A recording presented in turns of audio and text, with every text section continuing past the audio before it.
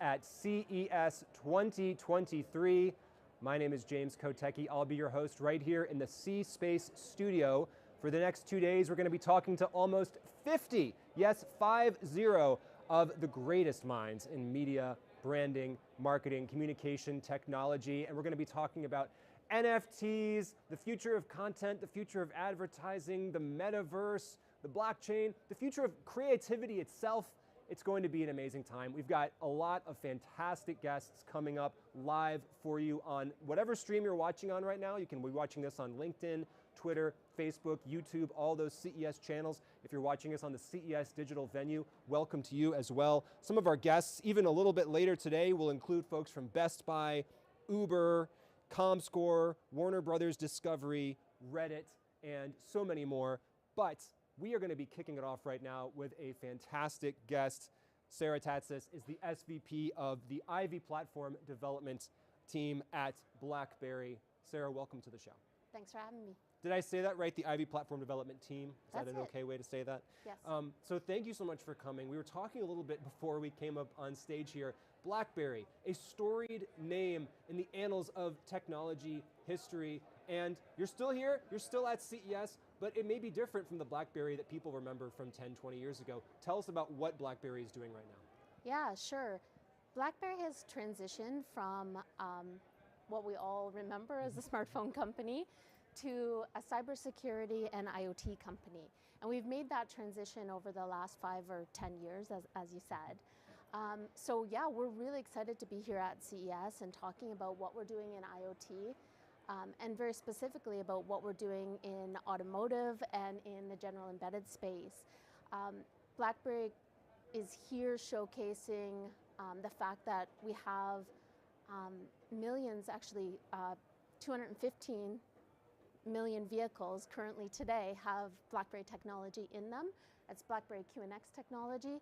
And in fact, it's really quite interesting because BlackBerry, from a technology perspective, is probably even more prevalent in people's lives than we were even in the smartphone business. So we have over 500 million devices that have BlackBerry technology in them today. And so for instance, for me, I have BlackBerry technology that's running safety systems in my car. There's BlackBerry technology being run by the Canadian government, for instance, that does alerts on natural disasters. My devices, both my smartphone and my laptop, have BlackBerry cybersecurity technology on them. And even trucks that are passing me today on the road, they might be having BlackBerry radar or asset tracking technology on them. So BlackBerry technology is quite prevalent, and now obviously beyond smartphones. So tell us about the part that you're working on, the Ivy Platform Development Team. What is that all about? Yeah, so a couple of years ago, we announced a co-development partnership with AWS to develop a software platform for the vehicle that essentially takes all the data from the various sensors within a vehicle, makes them available then to be able to do algorithms and process really complex information right in your vehicle. And that can power these really interesting new services. It could be things from your in-cabin experience, it could be things around your assisted driving ADAS systems, and as well it could be just the experience that you're having in your vehicle. So this is software that I both am aware of, and then a lot of stuff that I may not be aware of that's running in the background. That's right. We're really providing a platform for automakers to be able to innovate and put new services to their consumers. And we're providing that platform and capability. So paint me a picture if what you're doing succeeds and people are integrating their software and using this BlackBerry Ivy platform to do it. What does the future of my commute look like? What are some of the experiences that I as a consumer would have when I get into my car? Yeah, I mean, we're really excited actually because today we're announcing that we have our first design win for BlackBerry Ivy. So we are going to have Ivy in a production vehicle in China. And what it's running is a use case or a scenario related to a essentially giving better prediction on battery range. So one of the key problems with EV or electric vehicle adoption is that people are very nervous and lots of anxiety around, am I going to get where I need to be before I need to recharge my battery? And so we've partnered with a number of ecosystem players to essentially have Ivy be the platform for running these complex algorithms that give a better range prediction. And that's with our partner Electra Vehicles and Pateo. So, and that design win is with Dongfeng. So that's an example. You'll have these better algorithms to kind of use your electric vehicle. But other things, like we can really see a vast innovation ecosystem being able to develop here, where once you have access to all this data and a platform for running it, you can think about all the things that you could then put in. It could be new driver experiences, it could be passenger experiences, could be things like predictive maintenance, getting a better handle around how I use my vehicle. And I think it'll be much like the smartphone space, where we weren't really sure what people were going to be able to do with smartphones at the beginning, but once the platforms were there and you had now the capability of putting applications, we just saw the kind of explosion of all these useful and productive apps, and I think the vehicle of the future will be like that. Are you planning for a future of self-driving cars? Is that in the near-term horizon? I've been hosting this show for a few years, and people's predictions about self-driving cars, have changed over time. I think some of the extreme hype has maybe died down, and people not expecting themselves to be self-driven completely anytime soon. But what's your understanding of that future? Yeah, I think like it all starts with connected vehicles first, and then they're going to evolve towards that autonomous driving experience. But I think there's still a long way to go there, and we're supporting automakers on how they're gonna get to that.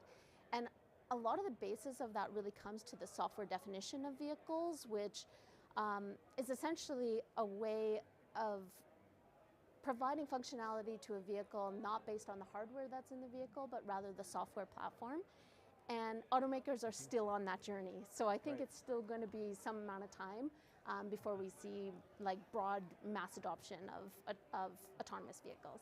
Is there some kind of point in the future where, and maybe we're already there, where the software actually becomes more important than the hardware that's in the car, or just the way that that's perceived? I mean, I assume the first cars to have any kind of software in them, I assume it was just kind of a minor thing. Now, obviously, it's heavily integrated into it. Do we eventually foresee a future where a box on wheels is kind of commoditized, and really the differentiating experience is the software that's running on the vehicle? Yeah, I think it's certainly true that we're moving much more software defined. There's about 100 million lines of code in any given car today. Yeah. So, and each automaker has broad plans around software and data services that they want to provide to consumers. I think what will be really interesting is once we start to see the consumer purchase decision change to, I'm only buying that vehicle because that vehicle has this software feature. And I don't think we've fully seen that yet. We've seen a little bit, but it's hard to predict that. I like that as a future watershed moment that we can look forward to and see and know when it happens. Yeah. Are there things, we're here at CES, so many different industries are colliding out here on the show floor, so much different interaction. Are there people or industries or concepts outside of your specific industry that are inspiring some of the ways that you innovate? Yeah, there really is. I mean, there's two kind of areas I would point to there. One would be the need for software platforms as key enablers to then allow automakers to build their own software differentiators on top. Yep. So if we think about the broad vehicles, every vehicle is going to need the ability to access all of the data in the vehicle and then run complex algorithms at the edge in this intelligent edge. So there are a number of companies that have these software platforms that are outside of our industry. One of them might be another Canadian company, Shopify. They've got this platform for essentially bringing up e-businesses. And we kind of can think of that as well. We're providing foundational software, and then automakers can use their limited software resources, because everybody's looking for software engineers here, to focus them on the differentiating factor. And so I think that platform side is one. And then I might be a bit biased, but I'm also really quite inspired by AWS and their kind of customer obsession around helping their customers to solve some really complex issues. And the reason I say biased is because they're our co-development partner for Ivy, but really looking at the customer's problems and how can we solve them. Your brand has obviously gone through a major shift, as we talked about at the beginning of this interview. Did you learn any lessons that you can pass on to others who are considering or going through a similarly massive tectonic shift, or at least attempting to do it? Because I assume when you made that shift, there's no guarantees in business. Can we pull this off? There's probably some brands here at CES that are thinking about something like that. What's your story? What are the lessons that you take from that? Yeah, I think it's a really good question. I think we've learned lots over that transition period, and I think the key is recognizing that if you can solve a customer's problem, even if it's in a different area, then you're adding value, right? And that's really what it comes down to. So our company shifted towards this IoT space as well as the cybersecurity space, and we leveraged a lot of the strengths that actually we used in smartphones. So you also don't want to start from scratch, right? So we are leveraging, even in the Ivy platform, our knowledge of the smartphone space and the ability to essentially provide secure platforms for downloading applications to the vehicle, which is very much like smartphones, and being able to run that in a mobile way. And in fact, automotive is making this shift, which is much closer to a mobility endpoint, or mobile endpoint, which we know a lot about, and away from that hardware non-connected device. So use your strengths, I'd say, is one, and number two would be solve a customer problem. And you get to have that moment of surprise and delight when you run into someone who hasn't encountered the brand for a long time. Yes, we're still here and we're doing some cool things. Yes, that's true. Well, Sarah Tatsis of BlackBerry, thank you so much for joining us today. We really appreciate you being our very first guest here at CES 2023. Thank you so much. Well, thank you so much for watching. This is the C Space Studio. We are sponsored by Salesforce. We are so excited by that. We actually have some Salesforce guests coming up later in the show. So keep it right here for all the great content and interviews. I'm James Kotecki here at CES 2023.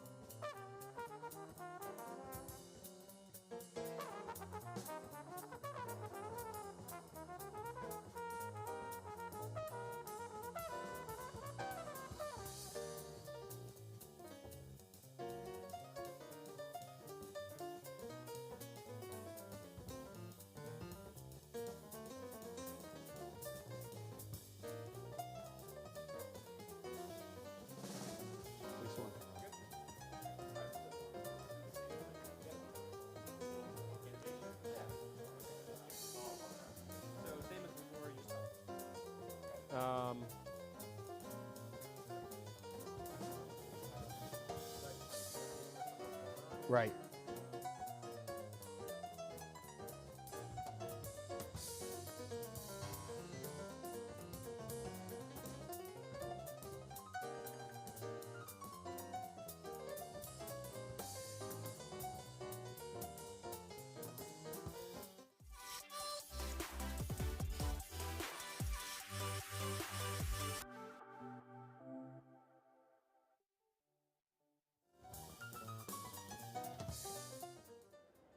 We are back at the C-Space studio here at CES 2023.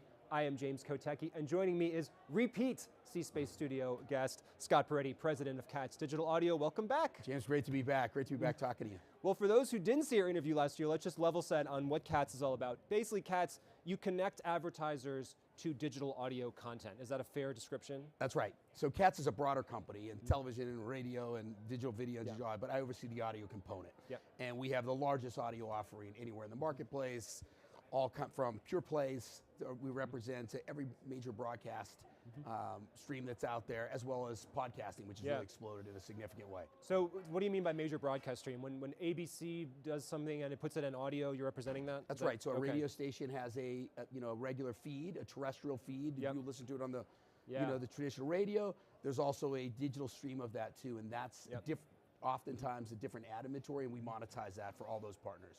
Yeah. And it doesn't matter where you're located, right? So you could be here in Las Vegas and listen to a radio station in New York. Sure. So that's the cool benefit of that. And the podcasting part of this, are you the sole representative of the podcast that you have in your stable of podcasts? How does that actually work? Because there's so many different ways of monetizing podcasts. So there's been a lot of change in the podcasting space over the last 3 years. It historically was host-read.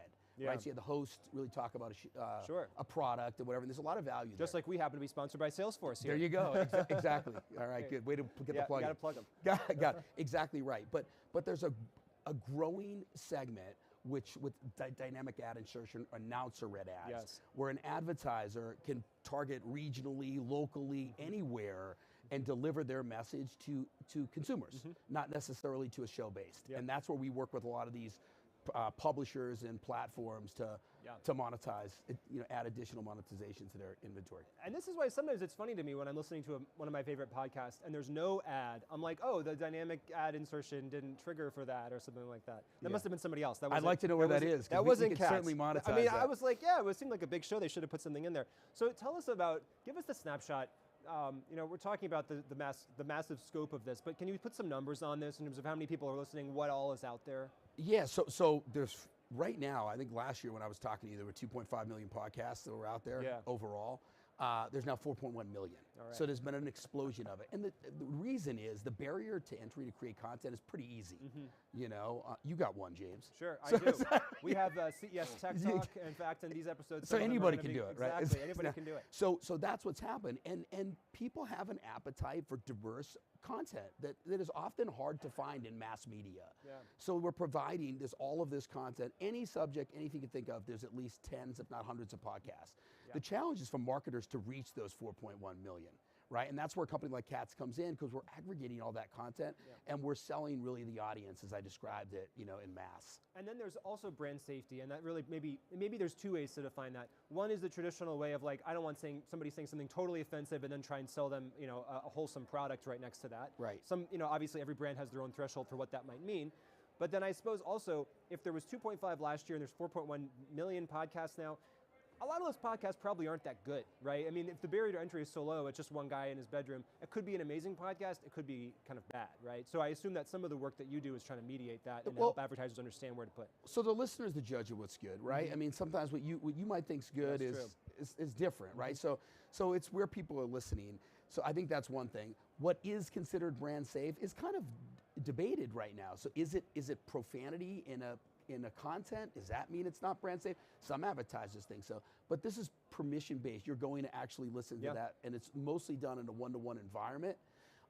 Now, there are certain issues that, whether it's hate speech, violence, and we guard heavily against that. And there's all kinds of different tools, as well as we vet the content, anybody that we have within our network, to make sure, because the risk of that is too high, especially with that amount of content, to offend a consumer or an advertiser. And when you say you're using tools, are they all manual? Do you use AI ever to kind of scan this? Yep, there's a lot of new tools in the marketplace that are scanning content for intent, for words, for for how things are used, because even the word gun, right? Gun violence. Gun violence can be used different ways, right? So gun violence can be used as talking about a political issue and protecting against in a healthy debate, or it can be used in a way that is not brand safe or in an aggressive way. So there's a lot of good AI tools that are helping to figure that out.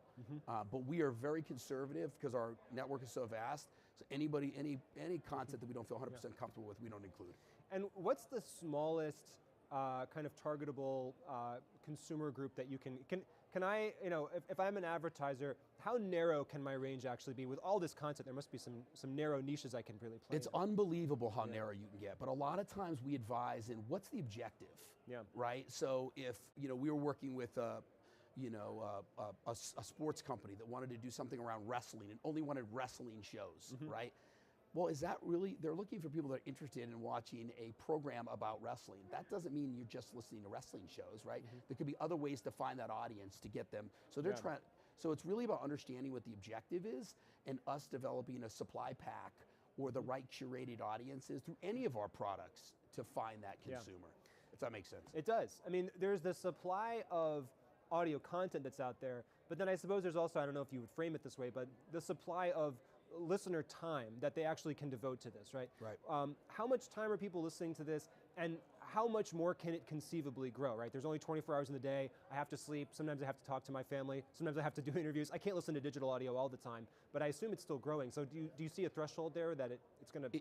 It is. I don't think it's reached its peak yet. I mean, there's an enormous amount, it's critical mass of people that are actually consuming it, and that's only got, for people that aren't consuming podcasts, there's still a small portion of that it can grow. Yeah. But people are finding the time, and technology's enabling that. The easier technology gets for audio in general, downloading something so you can listen to it when you want to do it, listening to it in real time, multiple products, the smart speaker that has really helped revolutionize that.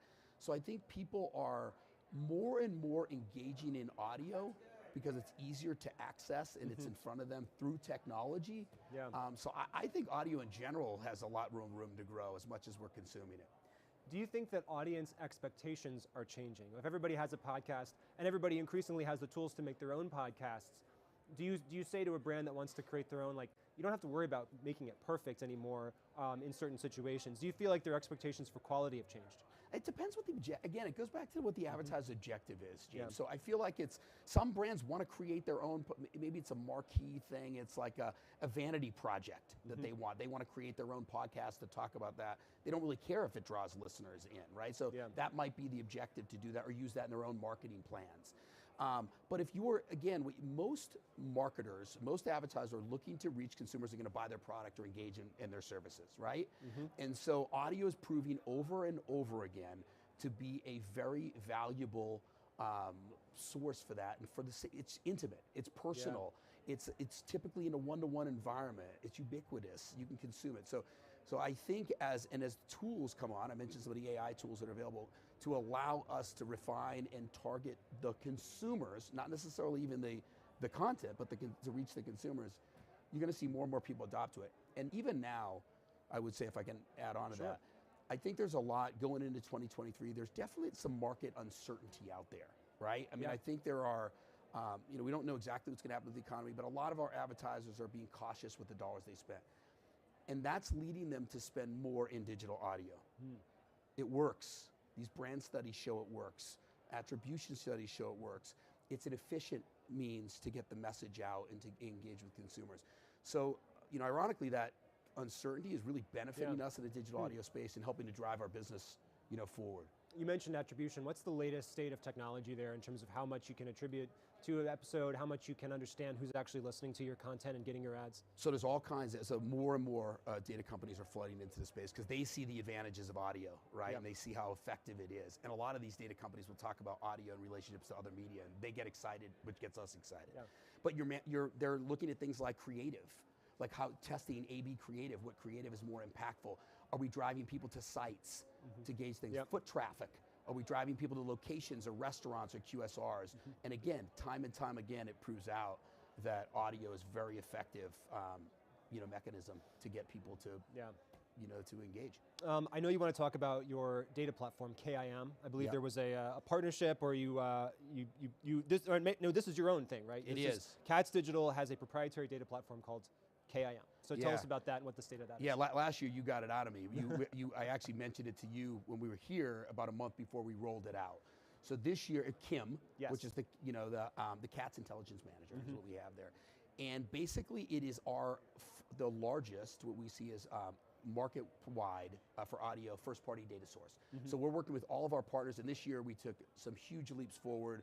We hired more people to bring on to steward segments, to build out proprietary audience segments that we can deliver that no one else can through the partners we have, test against those, and where we see performance and action happening, we can optimize to that performance and drive better results. What's an example of a proprietary audience segment? Well, a lot of it could be people that, could be people that like to travel to Las Vegas, and where we build up different data signals from campaigns that we've run, from some of these attribution studies, from first-party data that we're receiving from the publishers, and put all that in together. We have a partnership with Adobe to do that, and we're looking at, from our signals and our audiences, what we can drive for any segment that would be. So that might not be, that title might not be proprietary, but how we're targeting that audience is proprietary. Hey, speaking of proprietary information, last year we got some exclusives out of you. So do you have anything new to drop here in 2023? I wouldn't say anything new. I think it's more of the same things that go. But we're leaning hard into what we're calling emerging audio. So CTV, connected television audio is becoming really hot for us. Gaming audio is becoming really hot for us. We have some new partnerships that we signed late in Q4 that really set us up for some good growth. We want to be audio anywhere, wherever it's consumed, and offer that to our customers, and we continue to be at the forefront of everything happening in the audio space. Well, this is changing so fast, we're going to have you back in another year. It is, and it's going to be exciting for sure. Scott Brady, Katz Digital Audio, thank you so much for joining us. James, my pleasure. And thank you so much for watching us here. This is CES 2023. You're in the C Space studio. We are live all day. Keep it right here.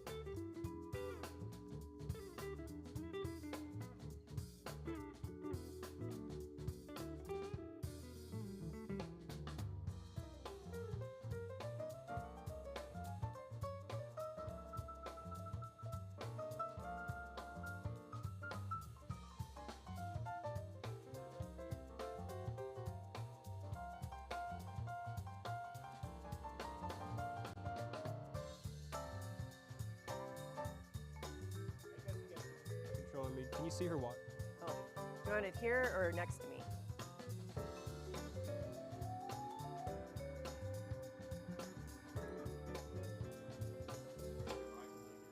Well, if I needed it, where would? I mean, it's MGM branded. It's.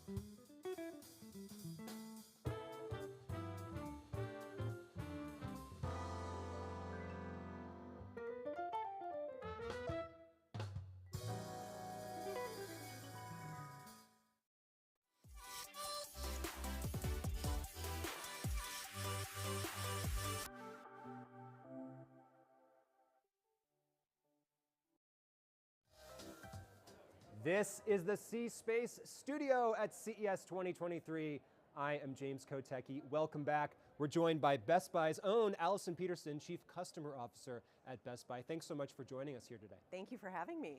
So you have a cool title, Chief Customer Officer, but I understand you also oversee all marketing. So like, what does that say about how Best Buy is understanding what marketing means in relationship to the customers, et cetera? It's a good question. So I think that the fact that Best Buy marketing sits within what we internally refer to our team as the customer office speaks to Best Buy's commitment around creating really consistent customer experiences. So as I have spent time in the industry talking to some of my peers, it seems that everyone's remit looks a little bit different. Yeah. So within our team specifically, we look after enterprise strategy, customer strategy, as you can't really have one without the other, customer experience, research and insights. As we talked about, we have our marketing team, and we also own all of the membership propositions for the brand. And so the goal of our team is to really unlock customer obsession across the company by putting the customer and the employee at the heart of every single thing we do. And we do that by really anticipating and understanding what their needs and their motivations and their expectations are, and ultimately to create really concrete and seamless strategies, experiences, and branded expressions. And so those three things are really kind of what our team collectively brings together to create that consistent experience. I assume you have a number of different customer types that you think about, but if you could kind of mind meld with some version of an ideal customer who's perfectly in sync with the Best Buy brand, what does that brand look like in their mind? How do they think about Best Buy under ideal circumstances? Sure. Well, the purpose of our brand is to enrich lives through technology. And so when you think about what consumers have had to navigate over the past few years, and the role technology has played in their lives, our purpose couldn't be more relevant. And so we like to think of ourselves as a technology playground for our customers. We don't only just help them purchase things, but we want them to come in and discover and play and learn and be inspired by the products. Yeah. And we also play a very critical role as it relates to supporting them. So whether that's after they buy the purchase, we try to help them really enjoy and get the most out of their technology and support them if something goes wrong. So we kind of play across that ecosystem. And then finally, we created this membership, a paid membership program that kind of wraps the best of Best Buy all together. It's called Total Tech. And that really delivers kind of the ultimate feeling of confidence to our consumers when they're purchasing their technology. So that's a little bit of what we try to do for customers and how we hope they think of us. You mentioned the pandemic, obviously coming out of that, huge shifts in terms of e-commerce and what retail even means. So here we are at the beginning of 2023. What is Best Buy thinking about the relationship, the overlap, the connection between the physical stores, the online experience? How do you define all that? Well, that is a very big and broad question. Yes. I think I think our biggest objective is to try to continue to meet the customer wherever they're at.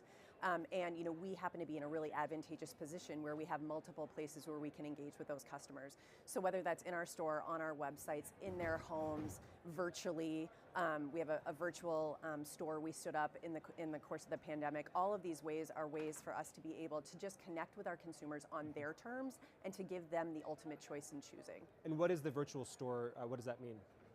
So the virtual store is an actual 40,000 square foot facility that we created that there are no customers in it, but it's a fully mocked up store. And within it, we have expert consultants that can help you find the right products for you. So a good example would be, we sell really expensive treadmills and health and fitness equipment. We would have personal trainers in the virtual store being able to communicate directly with consumers in their homes about what is the right thing for them or what best meets their needs. And so that was something that was hugely helpful for us as we were trying to keep consumers and our employees safe through the pandemic. So I'm sitting at home, I've got 3 treadmills that I'm trying to choose between, and I click a button or something, and now I'm video chatting with a trainer who can kind of walk me through, oh, this one does this, let me show you how this one operates on the floor of the actual virtual store. That's absolutely right. Okay.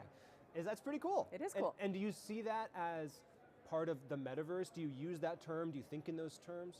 The metaverse, we are starting to think about the metaverse, and we definitely believe that the metaverse is a really good way to bring consumers into experiences and start to see what does and doesn't work for them.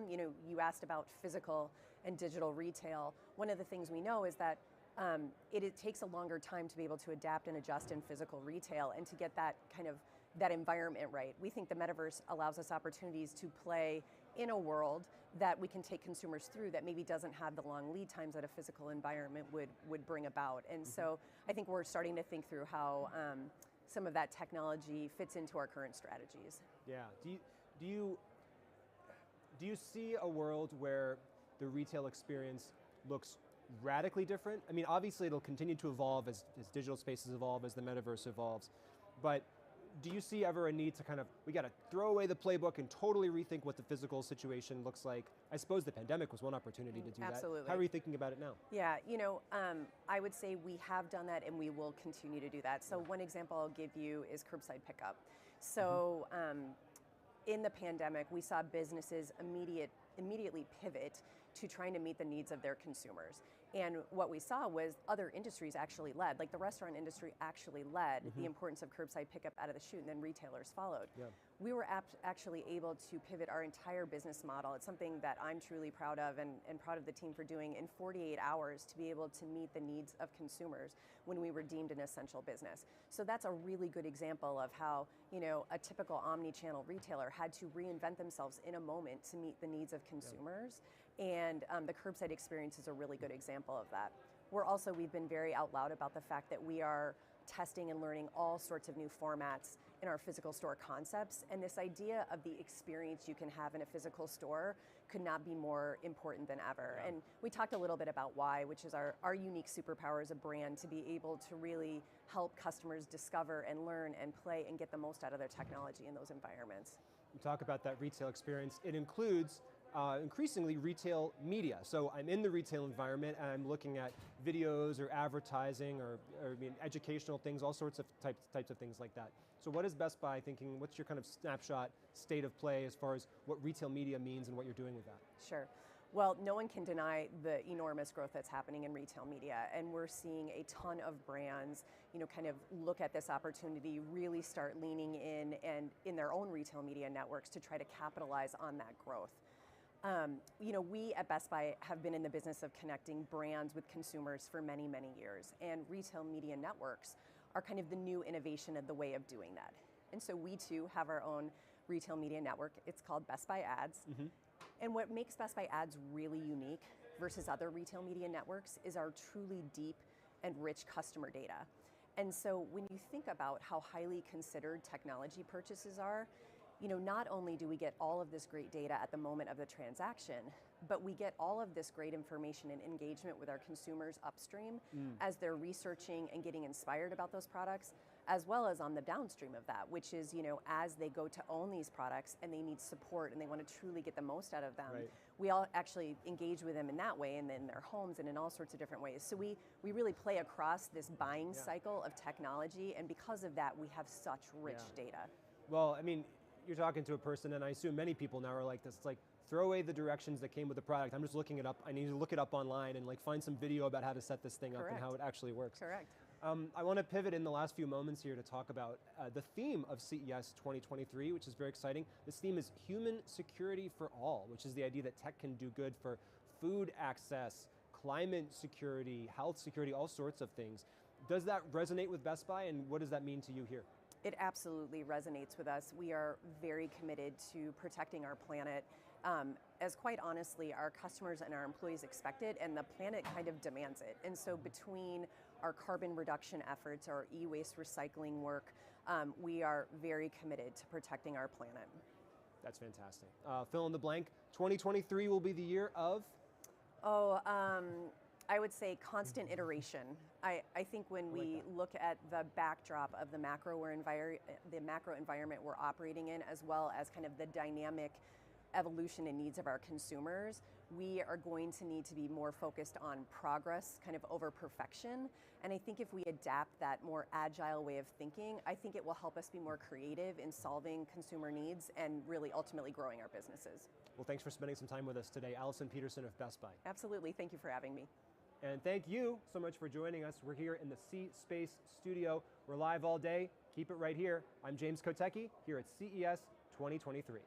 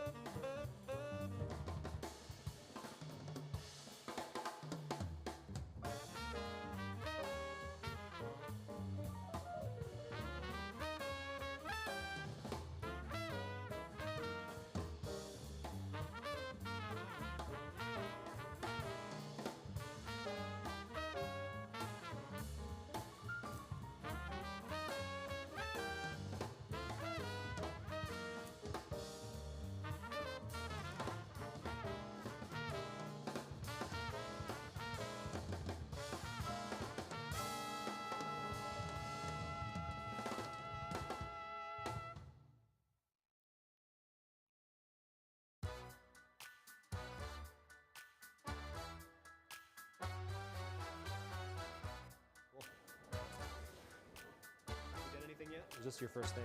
No, we have done.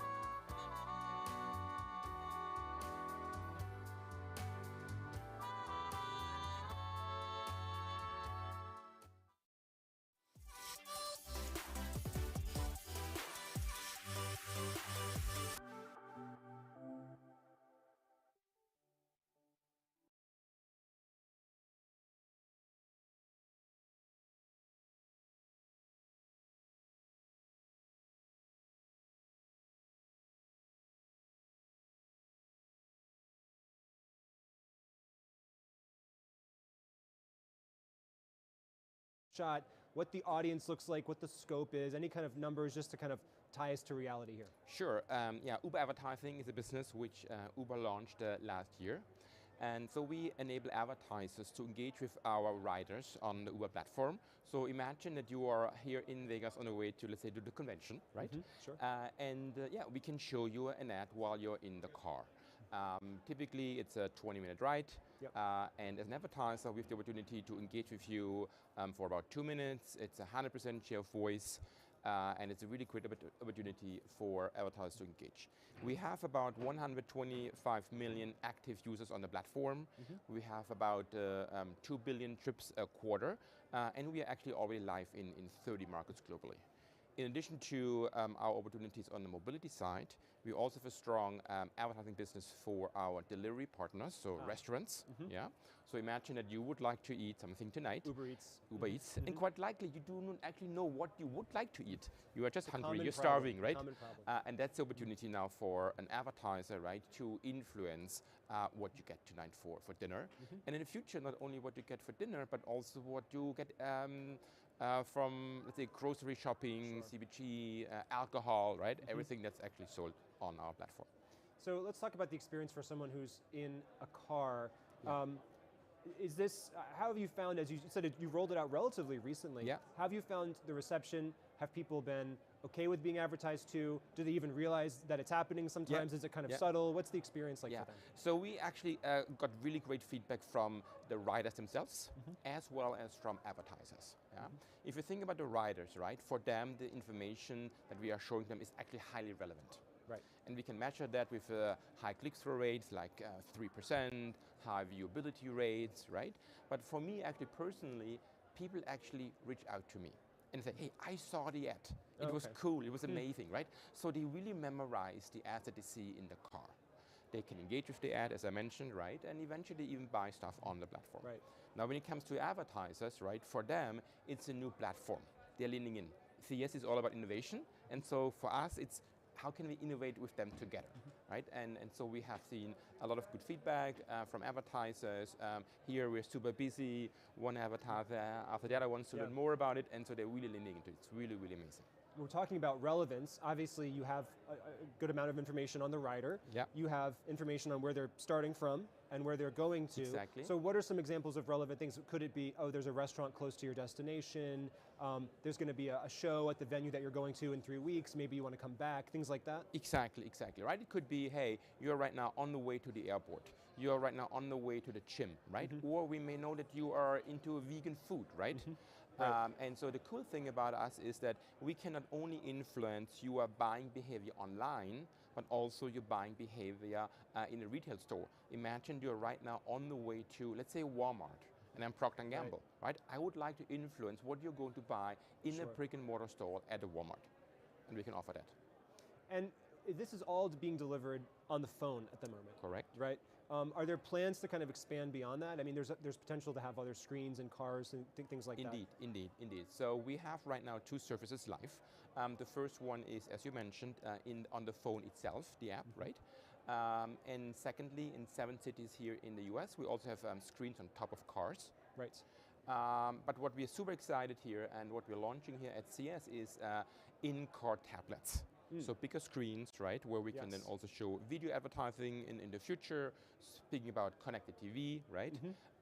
And we're starting to launch it here in San Francisco as well as in LA, and then we eventually will roll out into more markets in the US and then globally. And is there an incentive to the driver to install the in-car tablet? Indeed. Do they somehow share in this? Exactly. So one of the key reasons why we're doing it is, as you mentioned, right, it's an opportunity for a driver, right, to earn incremental money with the platform as they participate in the advertising opportunity here, Do you see the potential for a world, and I suppose it depends on the specific advertiser, what they want to do, but you mentioned that in a 20-minute trip, the advertisement might be 2 minutes. Could I effectively pay for a bigger chunk of my journey by watching more ads? Or could I get a discount on the Uber because I'm accepting more ads? Or maybe I would pay a premium not to see ads, or depending on how you slice it. I mean, we're here to innovate, and that's actually on the table, right? It could be that as a rider, I might get actually a coupon, right, for watching an ad, and then eventually I redeem it when I'm at the retail place or things like that, right? So we can definitely think about that. We are super open-minded here and flexible. When we're talking about budgeting, we've already, this topic has already come up here. You're the 4th person we're talking to today, but it's already come up. Advertising budgets for 2023. We're going into a situation of potential economic uncertainty. Yep. Obviously, you're biased about where advertisers should spend their money, but you also come from an academic background. I understand that you've taught advertising and marketing to students. So how would you start to think about that problem as an advertiser? Yeah, so as an advertiser, right, it's all about incrementality, which means where do I put my next dollar so that it works the most and the hardest for me? And what we've seen, and that's again, year over year, right, you basically put you take out the last, let's say, 5% of your budget where it was in the past, because you have diminishing returns of ad spend, and put it into new venues where you in the beginning will get actually a relatively high incremental return of advertising spend. Which means, especially in a situation where we eventually get into recession, right, you reconsider your current media plan, and you're moving your budgets from the big walled gardens into new venues where you get this incremental reach, incremental performance, incremental orders, whatever the KPI might be. And that's for us the opportunity, right, to then steal money from other. If you keep on your professorial hat for a moment, and you think about today's students in business school, maybe even undergraduates, is there a key lesson or something that they need to understand about the world that they're entering in business right now, especially when it comes to marketing and advertising? Yeah, what's interesting is, I mean, I've been in this industry for quite a while, right? On the surface, right, we talk about a lot of new things, innovation, cookies, and data privacy and whatnot, right? But underneath, right, advertising hasn't changed, marketing hasn't changed. So it's really key that you do really understand the fundamentals of consumer behaviors, right, of advertiser motivations. And then whether you call it X or Y, that may change over time, right? There's a few things, but the underlying things are still the same, which means that it's all about how can you create kind of advertiser or consumer desire for a product, aka awareness, right? How can you then move them into more an attention phase? How can you then bring them into actually to buy something? Those things, they don't change, right? Whether we engage in the physical world or an online world, the fundamentals of us human beings, they don't change. And so you need to have to a deep understanding of that, and then all the rest almost comes naturally. Yeah. One thing that people wonder about if it will change is the nature of the creative side of the business. When we see AI becoming an increasingly viable way, and it may not be there yet, but an increasingly viable way of creating content, or at least assisting people with creating content, do you think about that as how you think about the future? I mean, it's a huge opportunity, right? I remember when we started and was programmatic, it was all about programmatic, right? And all about targeting and finding the needle in the haystack, right? The problem then was that we still showed the same ad to 50 different target audiences, right? What's the point of targeting? So what's now the opportunity is now we can actually mass customize creative using AI and using other technologies, right? And then suddenly you can really unleash the power of the data that you have in combination with then customized creatives for different audience segments. Well, Mark Grether, Uber Advertising, thanks so much for joining us here at the C-Space studio. Thanks so much for having me. Bis später. Did I do that right? Well, thank you so much for joining us here at the C-Space studio. My name is James Kotecki. You are watching CES 2023, and we are so excited. Please keep it right here. More great conversations are on the way.